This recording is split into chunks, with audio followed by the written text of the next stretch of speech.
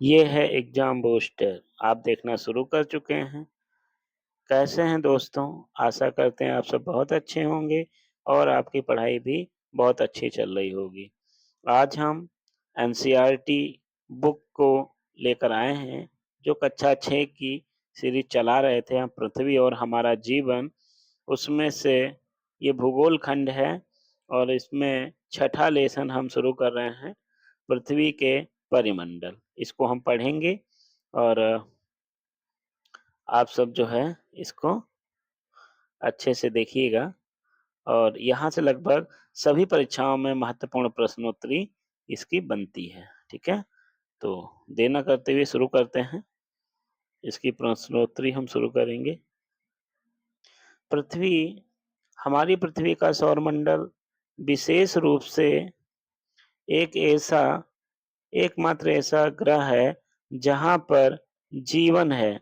यह इसलिए संभव हो सका है कि यहाँ जीवन के लिए आवश्यक 3 तत्व भूमि, जल एवं वायु उपस्थित है।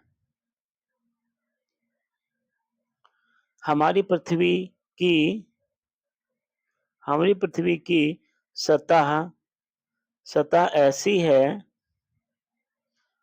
सतह ऐसी है जहाँ जीवन के लिए उपयोगी 3 तत्व आपस में मिलते हैं तथा एक दूसरे को प्रभावित करते हैं।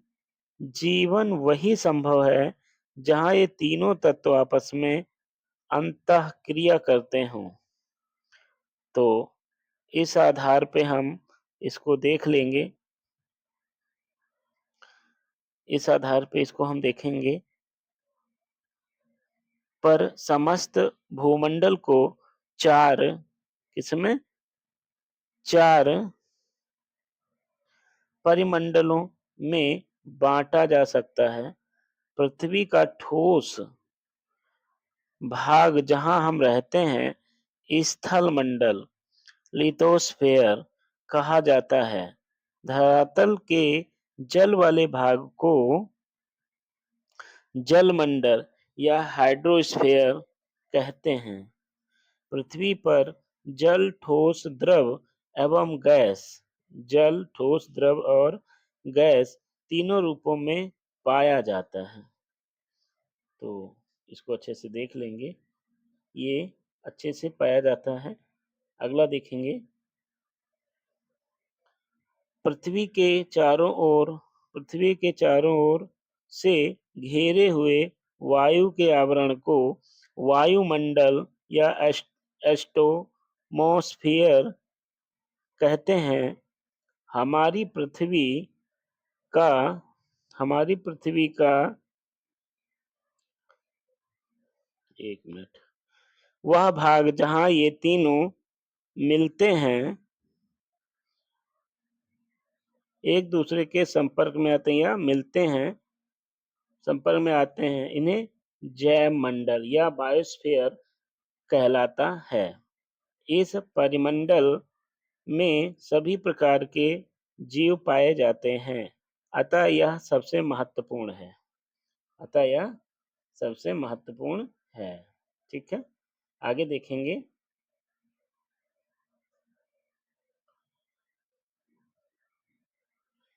अब थोड़ा इसको छोटा करके देख लेते हैं। हाँ, अब यहाँ पर एक चित्र देख पा रहे होंगे। चित्र संख्या 6.1 है, पृथ्वी के परिमंडल। तो सबसे पहले ऊपर देखेंगे जो जैव मंडल है, फिर वायुमंडल है, फिर स्थल मंडल है और फिर जल मंडल है। यानी भूपट्टी, सियाल, सीमा और निफे, या भूपट्टी, मेंटल और कोर। ठीक है, तो इसको थोड़ा और जानते हैं। हमारी गोल पृथ्वी के केंद्र को कोर कहते हैं। क्या कहते हैं? कोर कहते हैं। कोर के ऊपर की परत को मेंटल कहते हैं और मेंटल के बाहरी परत को भूप्रपट्टी या क्रस्ट कहते हैं। आगे देखेंगे। इसे भी जाने।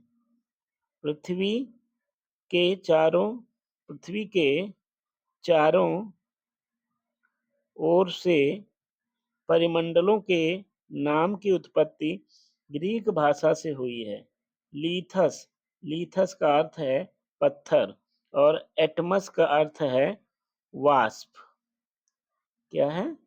1 मिनट।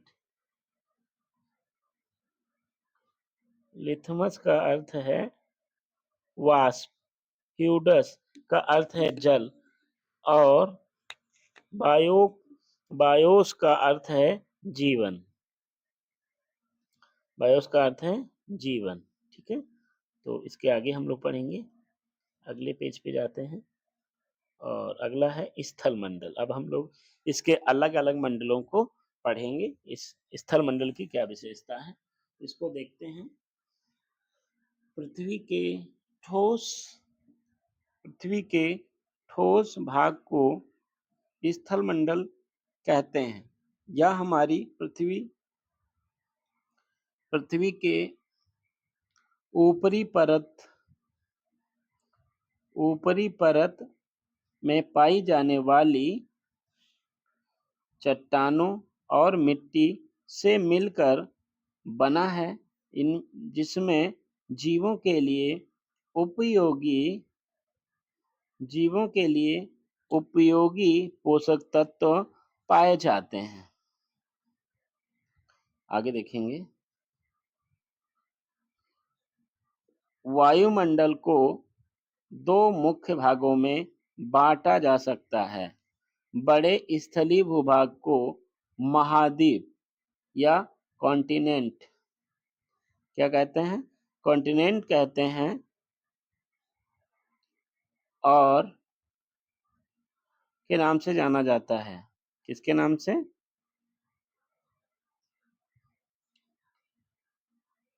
कॉन्टिनेंट के नाम से जाना जाता है।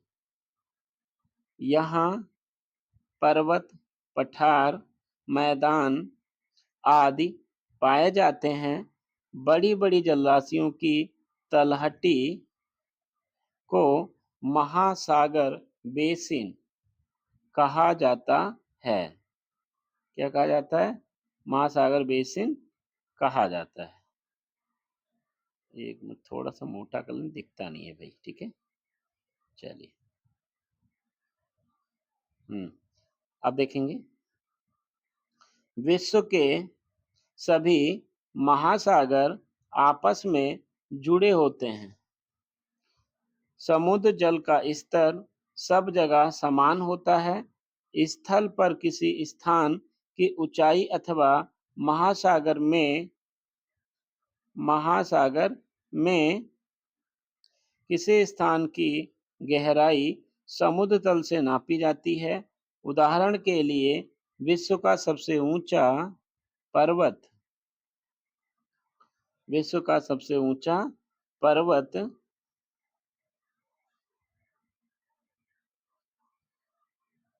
शिखर हिमालय पर्वत पर स्थित माउंट एवरेस्ट, जो समुद्र तल से 8,848 मीटर ऊंचा है। विश्व का सबसे विश्व का सबसे गहरा भाग प्रशांत महासागर में स्थित मेरियाना गर्त है, जो समुद्र तल से 11,022 मीटर गहरा है। अब हम देखेंगे महाद्वीप। क्या देखेंगे? महाद्वीप देखेंगे। ठीक है भाई। तो पृथ्वी महाद्वीपों को देखेंगे। पृथ्वी पर स्थित विशाल भूखंडों को महाद्वीप कहा जाता है। इनकी संख्या 7 है। ये इस प्रकार हैं। किस प्रकार हैं? एशिया, अफ्रीका, उत्तरी अमेरिका, दक्षिणी अमेरिका, अंटार्कटिका, यूरोप और ऑस्ट्रेलिया। स्थल भाग का अधिकांश हिस्सा उत्तरी गोलार्ध में स्थित है। तो इनके भागों को भी देख लेंगे थोड़ा सा। फिर हम देखेंगे दूसरा है एशिया। क्या देखेंगे? एशिया को देखेंगे। तो एशिया को देख लेते हैं। मानचित्र संख्या 6.2 को देखकर खोजिए, ढूंढिए भारत देश कहाँ पर स्थित है। भारत जिस विशाल भूभाग का अंश है उसे एशिया कहा जाता है। एशिया विश्व का सबसे बड़ा महाद्वीप है। यहाँ विश्व का लगभग एक तिहाई, कितना, एक तिहाई भूभाग यानी 60% जनसंख्या पाई जाती है। इस महाद्वीप को इस महाद्वीप में अनेक देश स्थित हैं। कितने, अनेक देश स्थित हैं, जैसे चीन, ईरान, जापान आदि। चीन, ईरान, जापान आदि। उसके बाद देखेंगे हम लोग एशिया महाद्वीप के उत्तर में उत्तरी ध्रुव, अंटार्कटिका, अंटार्कटिक महासागर तथा दक्षिण में हिंद महासागर है। आगे देखेंगे, एक मिनट थोड़ा ऊपर कर लें, हाँ ठीक है, चलो। हिंद महासागर का नाम भारत के हिंद एक मिनट हिंद नाम के आधार पर पड़ा है। एशिया महाद्वीप के पश्चिम में यूरोप महाद्वीप है। यूरोप तथा एशिया मिलाकर यूरेशिया कहते हैं। विश्व की सबसे ऊंची पर्वत श्रेणी हिमालय पर्वत इसी महाद्वीप में स्थित है। विश्व की सबसे ऊंची चोटी माउंट एवरेस्ट 8,848 मीटर हिमालय पर्वत में स्थित है। इसके अलावा दुनिया की छत कहा जाने वाला विश्व का पठार, दक्कन का पठार और पामीर का पठार एशिया महाद्वीप के प्रमुख पठार हैं।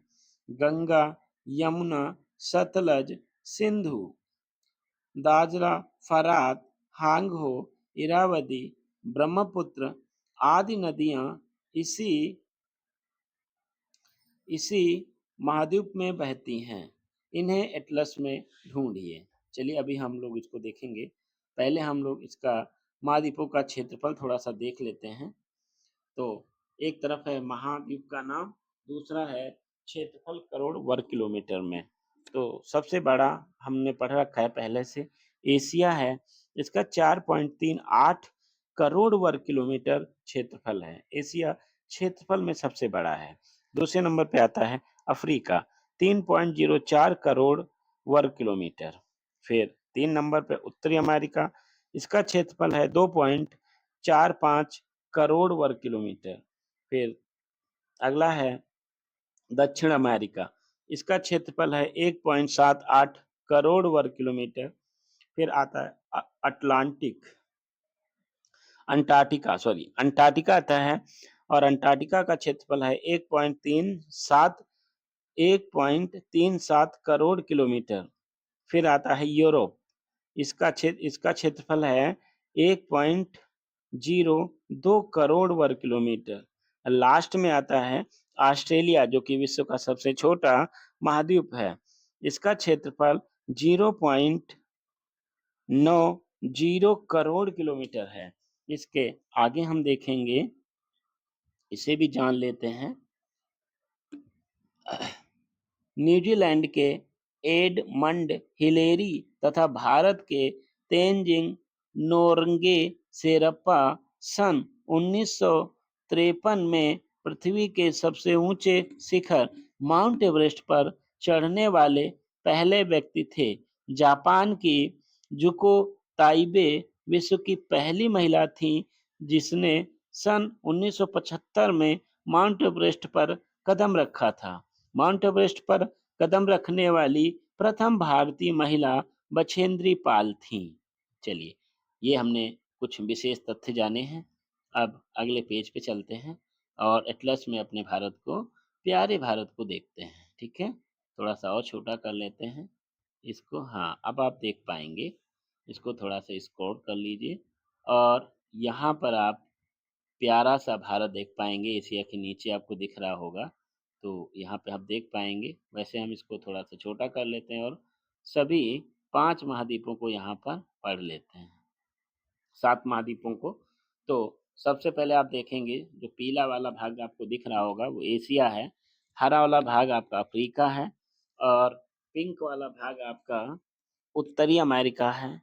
और ऑरेंज वाला भाग आपका दक्षिणी अमेरिका है और बैंगनी कलर जो आपको दिख रहा होगा वह यूरोप है और रेड कलर से आपको जो दिख रहा होगा वो ऑस्ट्रेलिया है और व्हाइट कलर जो नीचे आपको दक्षिण में दिख रहा होगा ये आपको अंटार्कटिका है। कौन सा है? अंटार्कटिका महाद्वीप है। ठीक है, तो इसी के साथ अब हम आगे बढ़ेंगे और आप इसको जूम करके आगे पीछे बढ़ा के इसको देख सकते हैं। ठीक है, चलिए अब हम दूसरा महाद्वीप देखने वाले हैं, अफ्रीका महाद्वीप। तो इसको पढ़ेंगे। यह एशिया के बाद दूसरा सर्वाधिक क्षेत्रफल वाला महाद्वीप है। इसका अधिकांश भाग पठारी है। यह खनिज पदार्थ एवं शक्ति के साधन प्रचुर मात्रा में पाए जाते हैं। विषुवत रेखा, कर्क रेखा और मकर रेखा, यानी विषुवत रेखा, कर्क रेखा और मकर रेखा, तीनों रेखाएं इस महाद्वीप से गुजरती हैं। इस महाद्वीप को उष्णकटिबंधीय महाद्वीप होने के कारण यह अत्यधिक गर्म महाद्वीप है तथा यहाँ विषुवतीय घने वन, विस्तृत घास के मैदान एवं विशाल मरुस्थल पाए जाते हैं। विशाल मरुस्थल पाए जाते हैं। आगे बढ़ेंगे। इस महाद्वीप के उत्तर पश्चिम में एटलस पर्वत, उत्तर में सहारा मरुस्थल स्थित है। इस महाद्वीप के मिस्र देश में विश्व की सबसे लंबी नदी नील बहती है। इस महाद्वीप की प्रमुख नदियों में नाइजर, कांगो, लिम्पोपो प्रमुख हैं। कांगो नदी भूमध्य रेखा को 2 बार काटती है, जबकि लिम्पोपो नदी मकर रेखा को 2 बार काटती है। यहाँ का विक्टोरिया जलप्रपात, कौन सा? विक्टोरिया जलप्रपात विश्व प्रसिद्ध है, जो अपनी सुंदर प्राकृतिक छटाओं के लिए जाना जाता है। मिस्र देश में विश्व प्रसिद्ध पिरामिड है। आपको यह जानकर आश्चर्य होगा कि सबसे पहले मानव का जन्म विकास इसी महाद्वीप पे हुआ।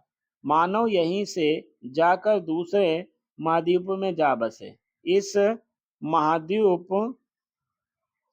को 2/3 भाग भूमध्य रेखा के उत्तर तथा 1/3 भाग भूमध्य रेखा के दक्षिण में पड़ता है।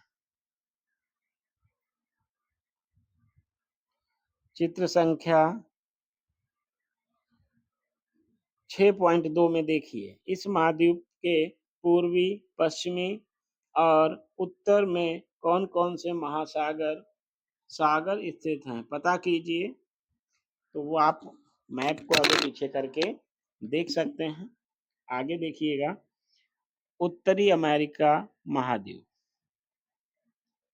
क्या आप जानते हैं कि भारत की खोज के लिए निकला कोलंबस खोजते खोजते वेस्ट इंडीज पहुंच गया। साहसी कोलंबस ने इस नई दुनिया की खोज की। वेस्ट इंडीज के उत्तर पश्चिम में उत्तरी अमेरिका महाद्वीप स्थित है। यह विश्व का तीसरा सर्वाधिक विस्तृत महाद्वीप है।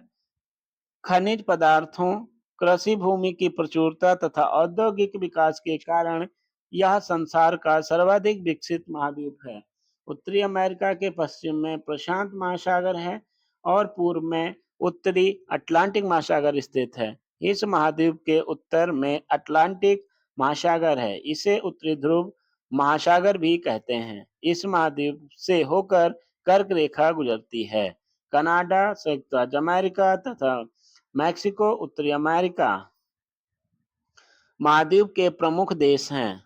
उत्तरी तथा दक्षिणी अमेरिका के बीच पनामा नहर भूभाग काटकर बनाई गई है, जो अटलांटिक तथा प्रशांत महासागरों को जोड़ती है। उत्तरी अमेरिका का उत्तरी भाग चौड़ा तथा दक्षिणी भाग नुकीला है। सोचिए इसका आकार कैसा है। उत्तरी अमेरिका के पश्चिम भाग में रॉकी पर्वत तथा पूर्व में अपलेशियन पर्वत श्रेणियां स्थित हैं। इसके उत्तर में इसके मध्य में उत्तर से दक्षिण मिसिसिपी मिसौरी नदी बहती है। चित्र संख्या 6.2 को देखकर इसकी स्थिति का अनुमान लगाया जा सकता है। अगला महाद्वीप हम देखेंगे दक्षिणी अमेरिका महाद्वीप। यह महाद्वीप उत्तरी अमेरिका के दक्षिण में स्थित है, इसलिए इस महाद्वीप को दक्षिण अमेरिका कहते हैं। इसका अधिकांश भाग दक्षिणी गोलार्ध में स्थित है। यहाँ की अमेज़न घाटी अपनी वनस्पतियों तथा घने वनों के लिए प्रसिद्ध है। इस महाद्वीप के पश्चिमी भाग में संसार की सबसे लंबी पर्वत श्रृंखला एंडीज उत्तर से दक्षिण फैली हुई है। भूमध्य रेखा इस महाद्वीप के उत्तरी भाग से होकर जाती है। इसे भी जाने। लंबाई की दृष्टि से विश्व की सबसे लंबी नदी नील नदी है, अफ्रीका महाद्वीप, जबकि अपवाह आयतन की दृष्टि से विश्व के सबसे बड़ी नदी अमेजन नदी दक्षिण अमेरिका महाद्वीप में स्थित है। अमेजन घाटी नदी कहाँ स्थित है, ये चीज आज आप इनके क्वेश्चन को देख करके आंसर लगा सकते हैं। ठीक है, अभी हमने पढ़ा है। तो दूसरा प्रश्न देखेंगे, प्रशांत महासागर के पूर्व तथा अटलांटिक महासागर के पश्चिम दोनों के मध्य कौन सा महाद्वीप स्थित है। अगला देख पाएंगे, दक्षिण महासागर के किस दिशा में दक्षिण अमेरिका स्थित है। एंड लास्ट है, दक्षिण अमेरिका महाद्वीप के रिक्त मानचित्र पर शिक्षक एवं एटलस की सहायता से भूमध्य रेखा, अमेजन नदी तथा एंडीज पर्वत को दर्शाइए, यानी उसको आपकी पहचान करेंगे। अब आते हैं यूरोप महाद्वीप पे। इस महाद्वीप के पूर्व में यूराल तथा काकेशस पर्वत एशिया महाद्वीप को इससे अलग करते हैं। इसके उत्तर में आर्कटिक सागर तथा दक्षिण में भूमध्य सागर स्थित है। चित्र संख्या 6.2 को देखकर बताइए। क्या बताना है, इसको आप देख लेंगे थोड़ा एक बार से, तो आगे बढ़ जाते हैं। भूमध्य सागर तथा अटलांटिक महासागर के मध्य कौन सा महाद्वीप स्थित है। अगला देखेंगे, अटलांटिक महासागर के किस दिशा में यूरोप महाद्वीप स्थित है। अगला उत्तर देंगे, यूराल पर्वत के पूर्व में कौन सा महाद्वीप स्थित है।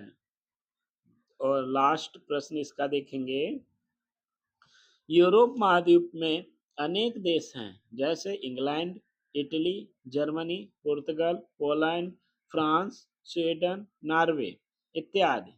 इन्हें भी आप एटलस की सहायता से पहचानने का प्रयास करेंगे। यह महाद्वीप छोटा होते हुए भी अत्यधिक विकसित है। पिछली 3-4 शताब्दियों में इस महाद्वीप ने संसार को सर्वाधिक प्रभावित किया है। 2 महाद्वीपों का देश रूस और यूरोप एवं एशिया में फैला हुआ है। अब हम देखेंगे सफेद मरुस्थल, जिसे हम कहते हैं अंटार्कटिका महाद्वीप। यह महाद्वीप दक्षिण गोलार्ध में दक्षिण ध्रुव के आसपास स्थित है। यह अंटार्कटिक वृत्त के दक्षिण में स्थित है। आप यूरोप तथा ऑस्ट्रेलिया महाद्वीप को मिलाकर तुलना करके देखिए। यह महाद्वीप वर्ष भर मोटी बर्फ की सफेद चादर से ढका रहता है, इसलिए मानव के लिए यहाँ पर रहना कठिन है। फिर भी यहाँ बहुत देशों के शोध केंद्र स्थापित किए गए हैं। भारत ने भी यहाँ 3 ऐसे शोध केंद्र स्थापित किए हैं, जिनका नाम दक्षिण गंगोत्री, मैत्री तथा भारती रखा गया है। दिए गए मानचित्र संख्या 6.2 पर दक्षिण महासागर, अंटार्कटिक अंटार्कटिका तथा ऑस्ट्रेलिया महाद्वीप को देखिए। अंटार्कटिका महाद्वीप के किस दिशा में ऑस्ट्रेलिया स्थित है, इसको भी आप मैप पर जाकर देखेंगे। जो एटलस है उसको, उसमें आप बड़े से मानचित्र पर इसको देख सकते हैं। एंड लास्ट पढ़ेंगे हम ऑस्ट्रेलिया महाद्वीप। आपने ऑस्ट्रेलिया की क्रिकेट टीम कंगारुओं के बारे में सुना होगा। कंगारू जानवर ऑस्ट्रेलिया महाद्वीप में पाए जाते हैं या पाया जाता है, इसलिए ऑस्ट्रेलिया के क्रिकेट खिलाड़ियों को कंगारू कहा जाता है।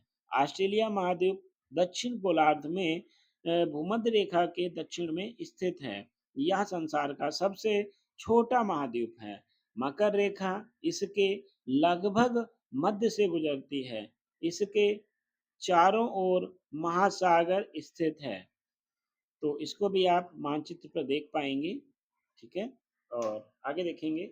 इस प्रकार यह चारों ओर महासागरों से घिरे होने के कारण द्वीपीय स्थिति में है, इसलिए इसे द्वीपीय महाद्वीप क्या कहते हैं? इसे द्वीपीय महाद्वीप कहते हैं। यहाँ मरे डार्लिंग नदियां बहती हैं नदियां बहती हैं तथा पूर्व में ग्रेट डिवाइडिंग रेंज पर्वतमाला स्थित है।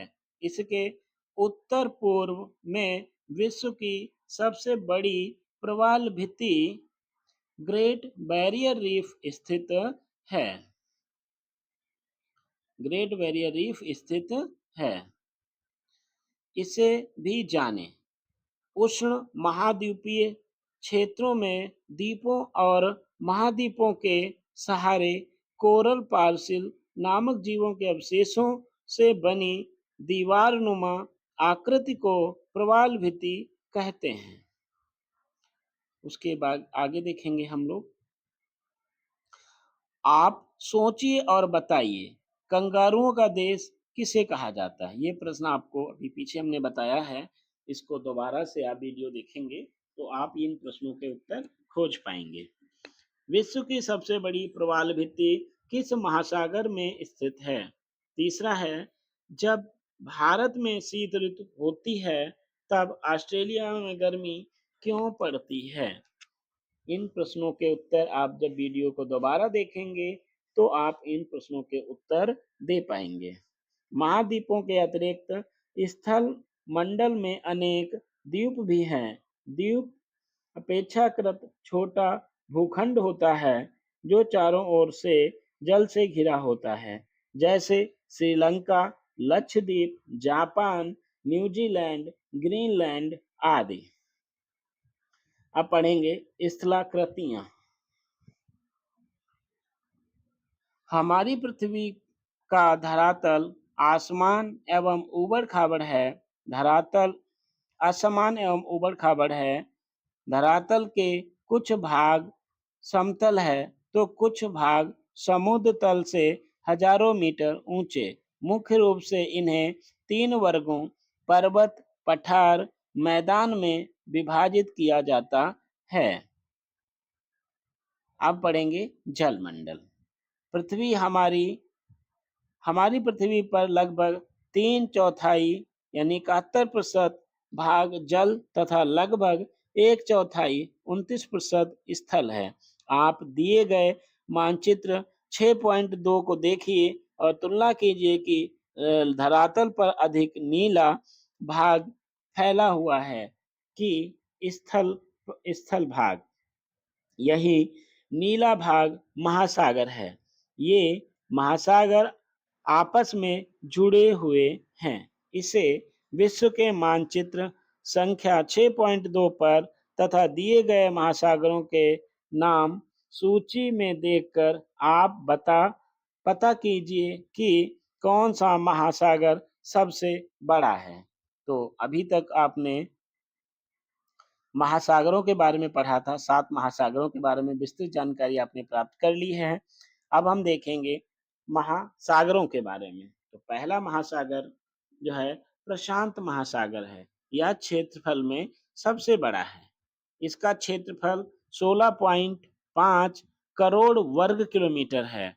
वहीं दूसरा अटलांटिक महासागर 8.2 करोड़ वर्ग किलोमीटर। तीसरा हिंद महासागर, जो कि भारत के नाम पर इसका नाम पड़ा है, 7.3 करोड़ वर्ग किलोमीटर। वही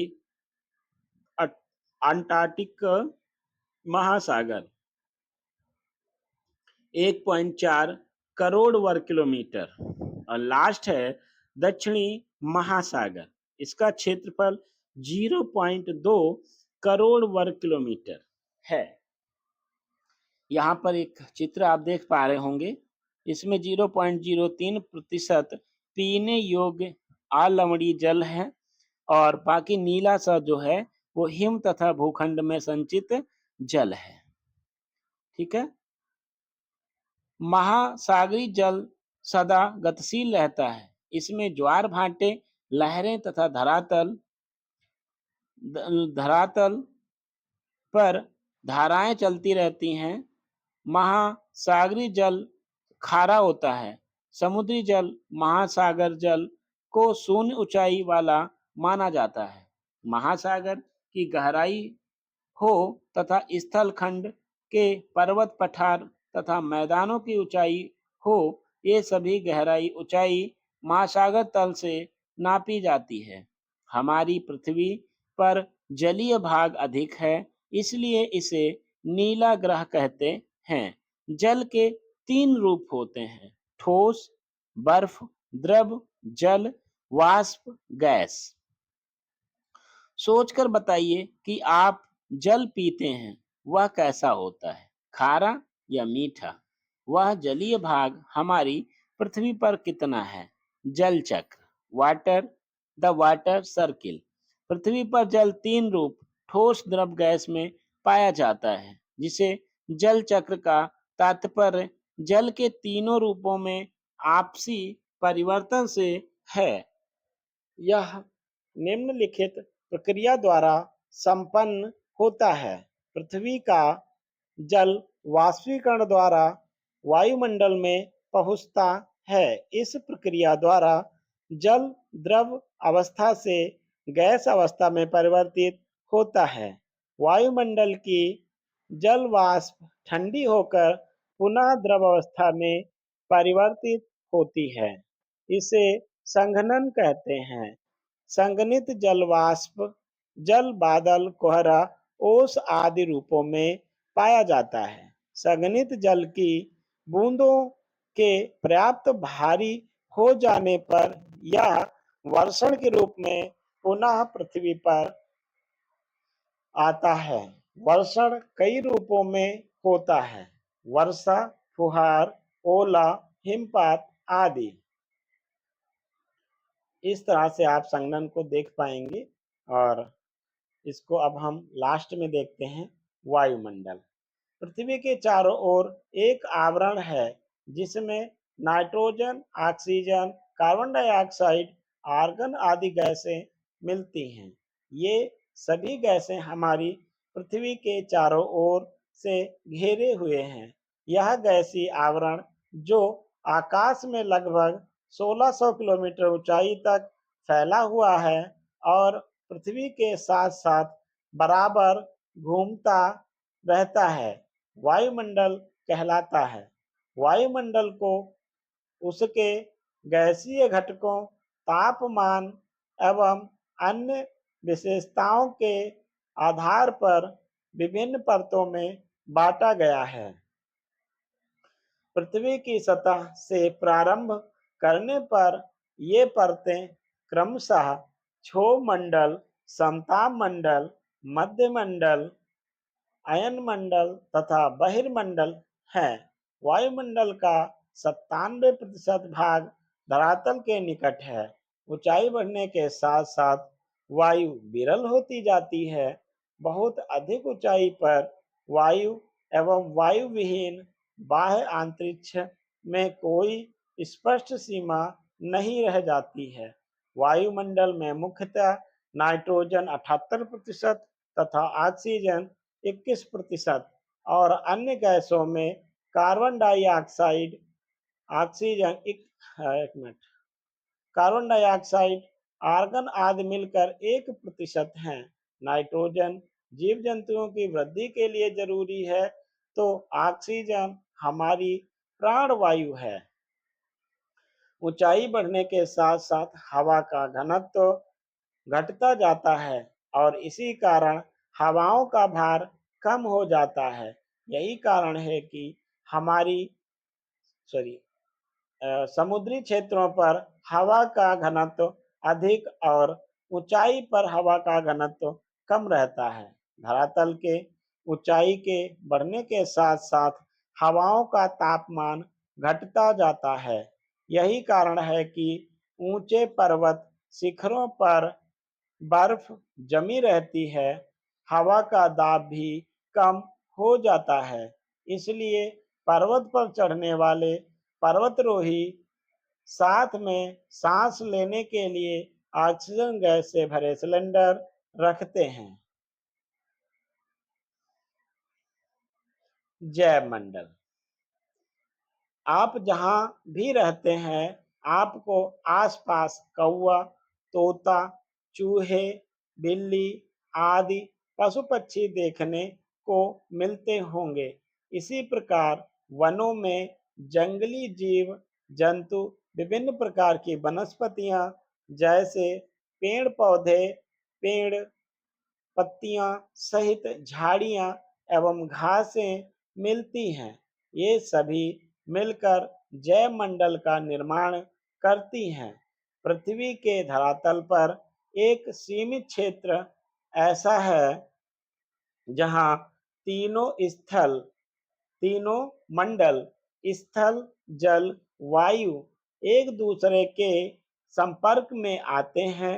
इनकी पारस्परिक अंतःक्रिया के कारण जीवन की अनुकूल परिस्थितियां पाई जाती हैं। यहाँ विभिन्न प्रकार के जीव जंतु एवं पेड़ पौधे पाए जाते हैं। यह क्षेत्र धरातल के कुछ ऊपर तथा कुछ नीचे जल और वायु में फैला है। इस सीमित क्षेत्र को जैव मंडल कहते हैं।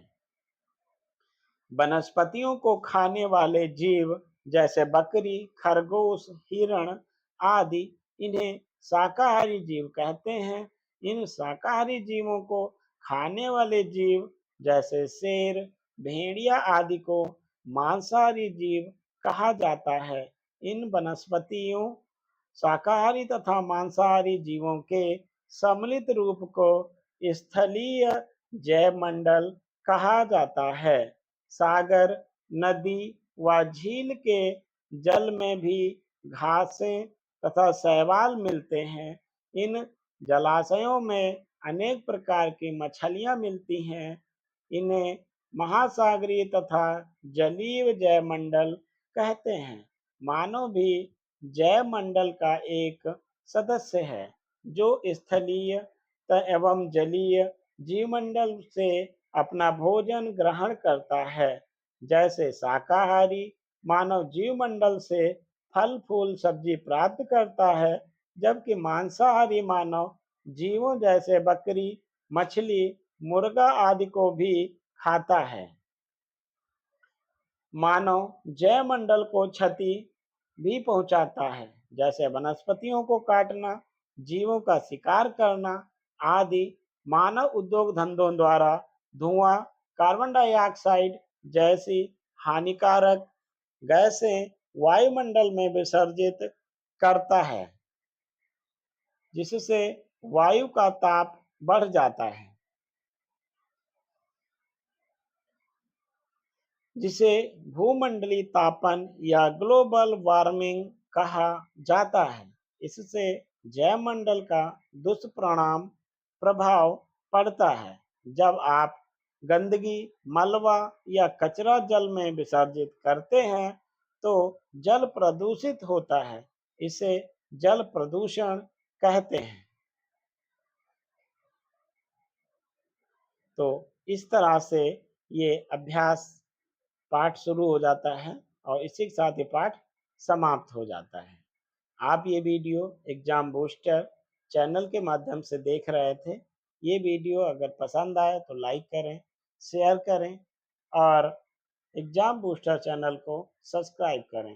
वीडियो देखने के लिए धन्यवाद दोस्तों। नमस्कार।